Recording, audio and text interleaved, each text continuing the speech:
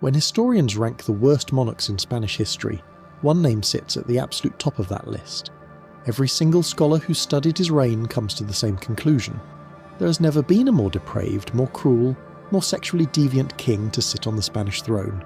But you don't know the real story, because what you've been told about royal marriages, about noble bloodlines, about the dignity of European monarchy, it's all a carefully constructed myth designed to hide the grotesque reality. Ferdinand VII didn't just rule Spain, he turned the royal palace into a den of sexual horror that would make even the most hardened brothel madam blush. Before he became known as El Rey Felon, the Felon King, he was a prince so physically deformed, so sexually incompetent, that his own mother-in-law wrote letters describing him as not even a man. This is one of the only documented cases in European history where we have multiple eyewitness accounts, from royal physicians, from foreign diplomats, from the victims themselves, all describing the same horrifying anatomical reality that shaped a nation's destiny. What you're about to discover will completely shatter your understanding of royal power. It's simultaneously the most pathetic and the most terrifying story of sexual dysfunction ever recorded in the annals of monarchy. So let me take you back to a wedding night in 1819 that became so infamous, even the Pope had to intervene. October 1819, the Royal Palace of Madrid. A 16-year-old princess sits trembling in her wedding chamber. Maria Josefa Amalia of Saxony, raised in a convent, innocent to the point of believing babies came from storks, waits for her new husband to arrive. She's been told nothing about what happens on a wedding night. Her German attendants, too embarrassed to explain, simply dressed her in white and left her alone with a rosary clutched in her hands. Then the door opens. What enters isn't the charming prince from fairy tales. It's a 35-year-old man, overweight, gouty, with thick, protruding lips and the eyes of a predator. But that's not what makes the young queen's blood run cold. You see, Ferdinand VII suffered from a condition so extreme, so grotesque, that modern medical science still struggles to explain it. Macrogenitosomia, in plain English, his genitals were monstrously oversized. But not in the way you might think. French writer Prosper Mérimée, who interviewed courtiers present that night, described it in horrifying detail. Thin as a sealing wax taper at the base, and as thick as a fist at the end, as long as a billiard cue. Imagine being a sheltered 16-year-old girl raised by nuns suddenly confronted with that. The young queen took one look and bolted from the bed, screaming in pure terror. But here's where it gets worse. Ferdinand, drunk on wine and lust, gave chase. Picture this. A morbidly obese 35-year-old king stumbling around the bedroom trying to catch his teenage bride who's literally running for her life. The girl was fast, the king was not. Enraged by this insult, Ferdinand did what any reasonable monarch would do. He burst out of the bedroom completely naked, his deformity on full display, and began screaming at the queen's attendants. He called them whores and brutes, demanding they prepare the queen for him within 15 minutes. These poor ladies, including the queen's own sister-in-law, had to somehow explain to a terrified child what was about to happen to her. Whatever they said made things infinitely worse. When Ferdinand returned, ready to claim his rights as a husband, he was met with a smell that no amount of royal perfume could mask. The young queen, in her absolute terror, had lost complete control of her bowels. The King of Spain, in all his grotesque glory, found his wedding bed soiled with human waste. He recoiled in disgust, declaring that queens do not possess the fragrance of civet, and stormed out, refusing to touch his bride for over a week. But this was just the beginning of Maria Josefa's nightmare. To understand how a wedding night could go so catastrophically wrong, we need to talk about what Ferdinand VII was hiding under those royal robes. And I warn you, this gets medically graphic. Multiple physicians who examined the king left detailed records. Dr. José María de la Fuente wrote, "His Majesty possesses a member of such extraordinary dimensions that normal conjugal relations are rendered impossible without causing severe injury to his partner." But it wasn't just the size, the shape itself was an aberration of nature. Remember Mérimée's description: thin at the base, massive at the end, like some kind of medieval torture device. This wasn't a blessing. This was a curse that had haunted Ferdinand since his first marriage at age 17. You want to know how bad it was? Let me tell you about that first wedding night. In 1702, young Prince Ferdinand married his cousin, Maria Antonia of Naples. On their wedding night, the prince, and I'm quoting directly from Maria Antonia's letters here, merely gawked at his bride and awkwardly fondled her, repeatedly groping her bosom, unsure how to proceed. He literally didn't know how sex worked. For 11 months, this marriage went unconsummated. The prince would become aroused, attempt to mount his wife, then nothing. He physically couldn't figure out how to make it work. His anatomy was so abnormal that basic human reproduction became an impossible puzzle. Maria Antonia's mother, Queen Maria Carolina of Naples, wrote increasingly frantic letters. "My daughter weeps nightly. The prince feels nothing. Attempts to induce him are useless. There is no pleasure or effect. This situation is extraordinary and unfortunate for whoever is at his side." Eventually the royal confessor had to intervene. A Catholic priest had to sit down with the future King of Spain and explain in explicit detail how to have sex with his wife. The humiliation spread through every European court. The Spanish heir was a sexual incompetent, a physical freak who couldn't perform the most basic marital duty. When he finally managed it, after nearly a year of failures, the damage was catastrophic. Maria Antonia suffered 2 miscarriages, likely from internal injuries, and died at just 21, her body broken by her husband's deformity. But here's the sick part. Once Ferdinand finally figured out sex, he became obsessed with it. The death of his first wife in 1806 freed Ferdinand from the marriage bed, but it also unleashed something monstrous. The prince who couldn't perform became a king who couldn't stop. When Ferdinand returned to power in 1814 after Napoleon's defeat, he was 30 years old, sexually frustrated, and drunk on absolute power. What followed was a decade of debauchery that would make Caligula blush. Every night the king would slip out of the palace wearing a dark cloak. His destination, the seediest brothels in Madrid. His favourite was run by a madam nicknamed Pepa la Malagueña, an establishment so notorious that decent people crossed the street to avoid walking past it. But Ferdinand didn't go alone. He assembled a crew of young aristocrats, men as morally bankrupt as himself, and together they turned Madrid's red light district into their personal playground. Here's where it gets truly perverted. Ferdinand was so proud of his deformity, the very thing that had humiliated him in youth, that he turned it into a party trick. Multiple witnesses report the same stomach-turning scene. The King of Spain, drunk on cheap wine, would challenge his companions to measurement contests. Each man would expose himself and they'd literally compare sizes. Ferdinand always won. His friends even gave him a nickname, El Bien Dotado, the well-endowed one. The king would strut around these brothels, his monstrous anatomy on full display, bragging about his conquests. But the bragging was the least disturbing part. Ferdinand had developed a particular fetish, one that reveals the true depths of his depravity. In his own words, recorded by Count José María de Villalobos, the king boasted, "They leave my bed certain that no other man can give them the pleasure I gave them. And do you know what I enjoy most after possessing them? Collecting the rags stained with the proof of their maidenhood." Let that sink in. The King of Spain collected bloodied sheets from the virgins he deflowered.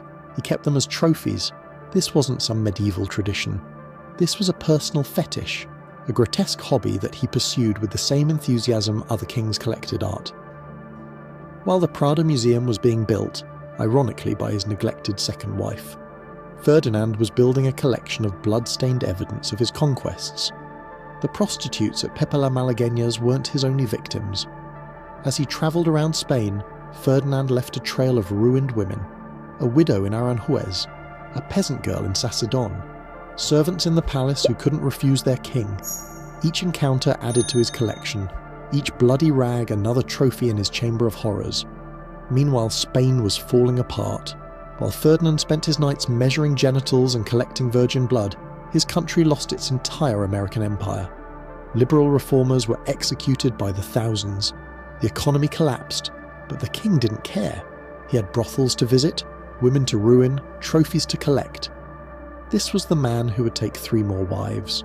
3 more women who would discover that marrying the King of Spain meant entering a nightmare beyond imagination. In 1816, Ferdinand needed an heir. His solution? Marry his own niece. Maria Isabel of Braganza was 19, plain-looking, and Portuguese. 3 strikes against her in the Spanish court. Madrid's gossips greeted her with a cruel rhyme. Fea, pobre portuguesa, chupate esa. Ugly, poor, and Portuguese. Suck on that. But Maria Isabel had something her husband lacked: dignity. While Ferdinand continued his nightly brothel raids, she quietly founded the Prado Museum and opened the Royal Academy to women artists. She tried to bring culture to a court drowning in depravity. Ferdinand barely noticed. To him, she was just a womb, a vessel for the heir he desperately needed. And in 1818, she finally became pregnant. This is where Ferdinand's story transforms from grotesque comedy to pure horror. When Maria Isabel went into labour, complications arose immediately. The baby was breech, the queen was fading. The royal physicians faced a choice: save the mother or save the child. Ferdinand made the decision without hesitation. Save the child, he commanded. Cut her if you must. What happened next was witnessed by 12 people, all of whom left matching accounts. The surgeons began performing an emergency caesarean. Remember, this is 1818. No anaesthesia beyond alcohol and opium. They sliced open the queen's abdomen, believing her unconscious. She wasn't. Midway through the procedure, Maria Isabel's eyes shot open and she let out a scream that echoed through the palace. She was awake, fully conscious, as they cut through her womb. The surgeons, panicking, continued their butchery as the queen writhed in agony. The baby was already dead, had been for hours. Maria Isabel bled out on the operating table, her final moments spent in unimaginable pain, sacrificed for a child that was never going to live. She was 21 years old. The Queen's sister publicly blamed Ferdinand for her death.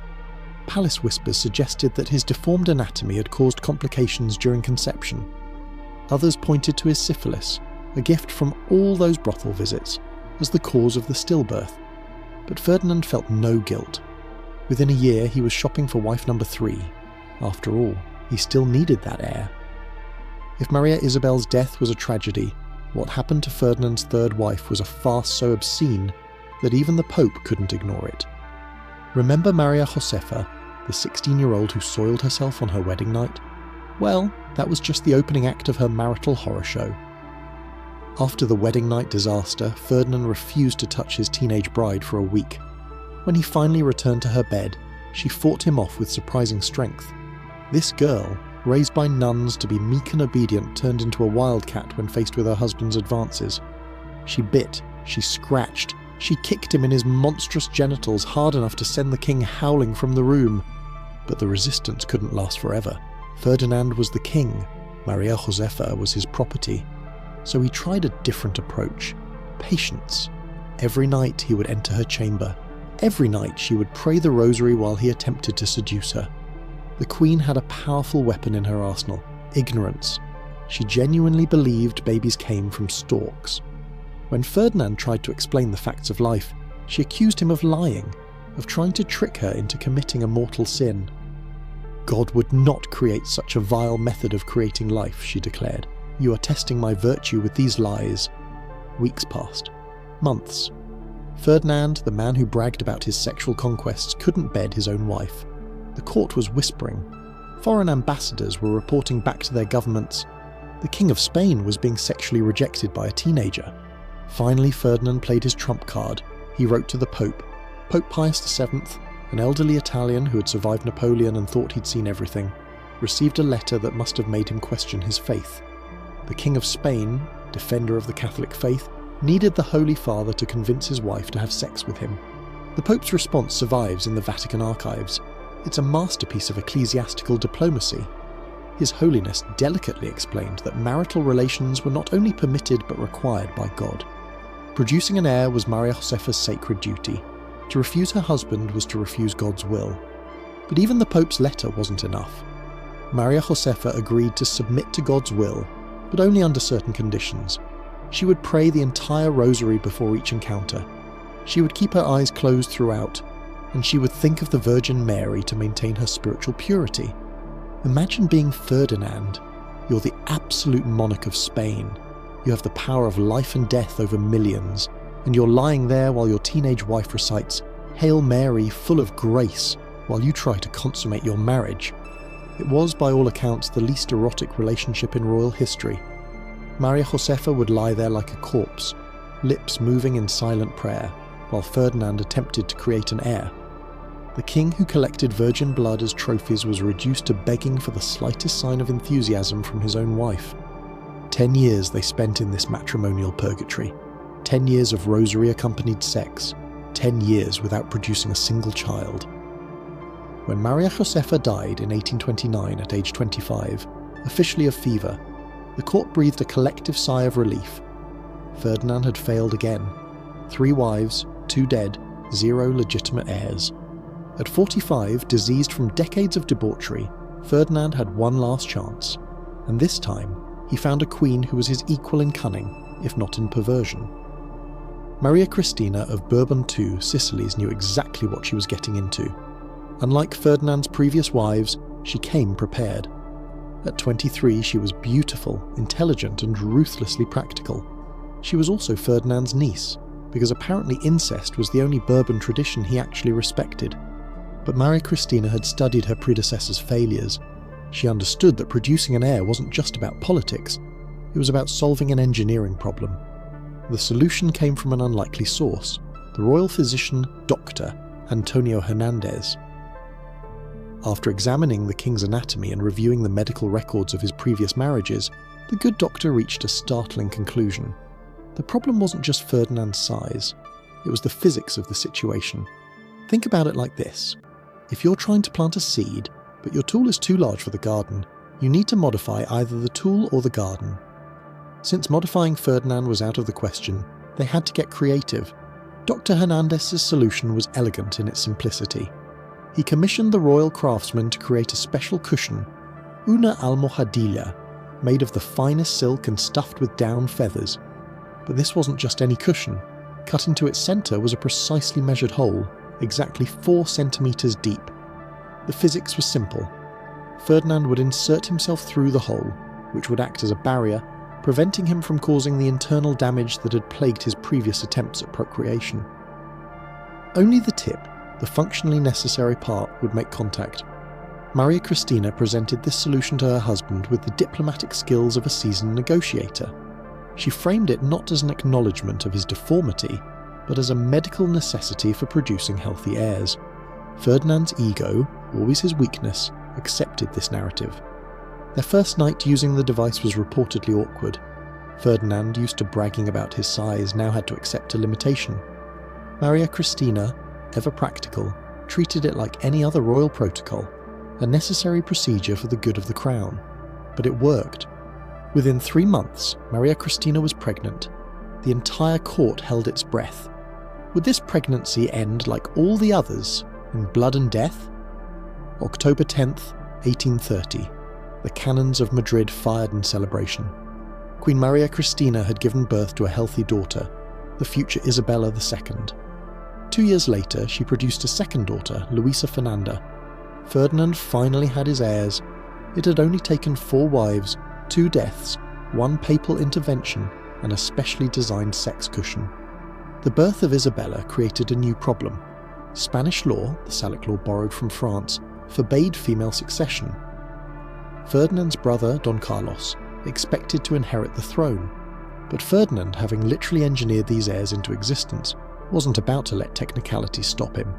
In a move that would plunge Spain into civil war, Ferdinand issued the Pragmatic Sanction of 1830, overturning centuries of law to allow his daughter to inherit.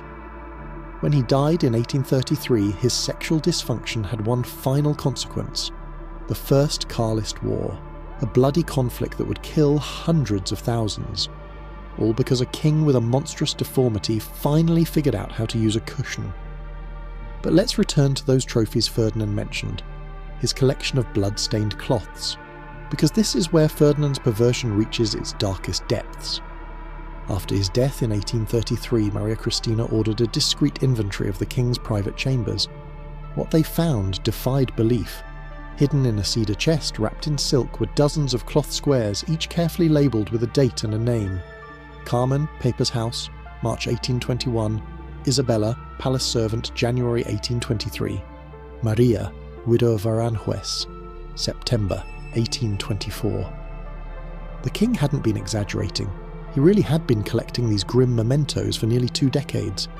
Each piece of cloth represented a woman, some willing, some not, who had experienced Ferdinand's particular brand of brutality. But the collection revealed something else, something that palace observers had long suspected. The dates clustered around specific events. After every political setback, after every liberal uprising he crushed, after every execution he ordered, Ferdinand would add multiple trophies to his collection in quick succession. Violence in the throne room led to violence in the bedroom. The man who signed death warrants by day collected virgin blood by night. It was as if crushing political resistance and crushing female innocence were two sides of the same sick coin. One entry stood out to the investigators. Ana, 15 years, daughter of Colonel Bermudez, February 1823. Colonel Bermudez had been one of the liberal officers executed after the failed constitutional revolt. His daughter Ana had come to the palace to beg for her father's life. She left with her father dead and her innocence destroyed, memorialised in Ferdinand's sick collection. This wasn't just a king abusing his power for sexual gratification. This was systematic predation, using sex as another tool of political terror. The liberals Ferdinand couldn't execute. He destroyed through their daughters, their wives, their sisters. The full inventory was never made public. Maria Cristina, showing more wisdom than her late husband ever did, ordered the entire collection burned, but not before several courtiers saw it and recorded what they witnessed. Their accounts match perfectly. Too perfectly to be dismissed as palace gossip.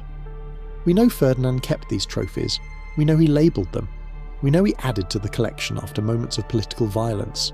What we don't know is how many women suffered to build this grotesque museum. The cloth that survived suggests dozens. The reality was probably worse. Because here's the thing about predators. They don't advertise their failures. For every blood-stained trophy in that chest, how many women fought him off? How many escaped? How many were silenced before they could tell their stories? We'll never know. Ferdinand took those secrets to his grave, along with the names of victims whose only crime was catching the eye of a king who confused power with permission.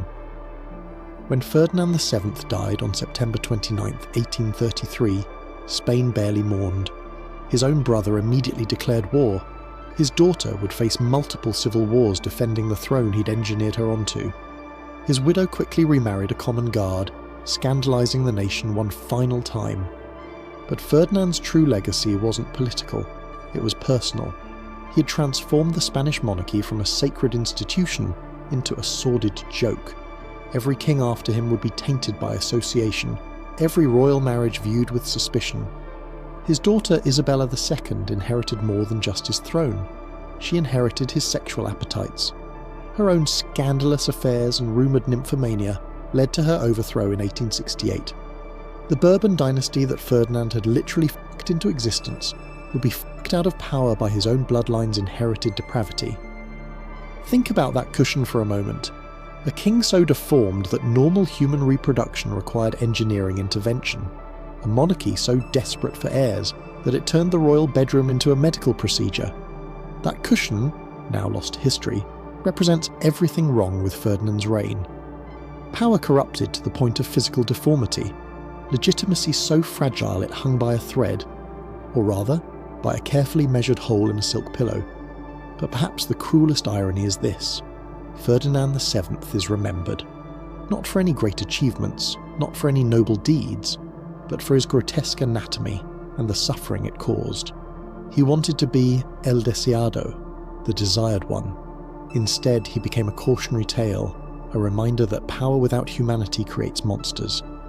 Every historian who studies his reign reaches the same conclusion. As Stanley G. Payne wrote, cowardly, selfish, grasping, suspicious, and vengeful. As Emilio Lapera concluded, the worst of the Habsburg and Bourbon monarchs.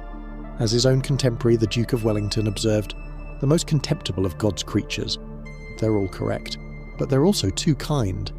Because Ferdinand VII wasn't just a bad king, he was a predator with a crown, a man who turned his physical deformity into a weapon, a ruler who collected human suffering like others collected art.